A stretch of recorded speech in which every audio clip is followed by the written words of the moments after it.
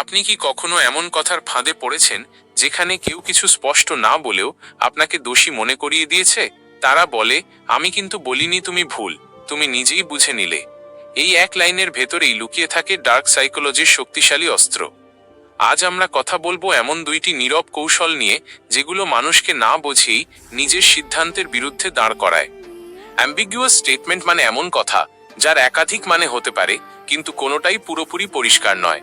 এই অস্পষ্টতাই এখানে মূল শক্তি।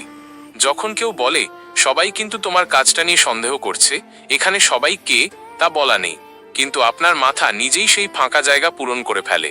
ফলাফল, সন্দেহ জন্মায়, আত্মবিশ্বাস ধীরে ধীরে ভেঙে পড়ে। ভার্বাল ট্র্যাপ কাজ করে আরো সূক্ষ্মভাবে। এটা এমন প্রশ্ন বা বাক্য যেখানে আপনি যেভাবেই উত্তর দিন না কেন, আপনি ক্ষতিগ্রস্ত হবেন। যেমন, তুমি কি এখনো আগের মতোই আবেগী?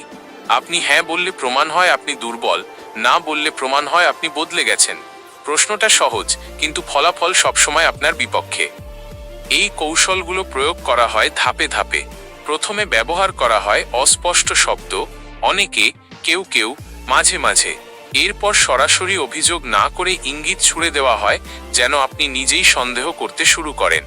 শেষ ধাপে আপনাকে কথা বলতে বাধ্য করা হয়, কারণ আপনি যত বেশি ব্যাখ্যা দেবেন, তত গভীরভাবে ফাঁদে ঢুকে পড়বেন।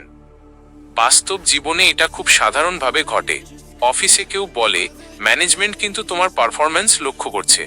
ভালো না খারাপ কিছুই স্পষ্ট নয়, কিন্তু আপনার মাথা ধরে নেয় খারাপটাই। এভাবেই অ্যাম্বিগুয়াস স্টেটমেন্ট আপনার ভেতরের ভয়কে সক্রিয় করে, আর ভার্বাল ট্র্যাপ সেই ভয়কে আপনার মুখ দিয়েই স্বীকার করিয়ে নেয়। মনে রাখবেন, যেখানে কথা পরিষ্কার নয়, সেখানে নিয়ন্ত্রণ লুকিয়ে থাকে। যে মানুষ আপনাকে স্পষ্ট হতে দেয় না, সে আসলে আপনাকে ভাবতে বাধ্য করছে তার নিয়মে।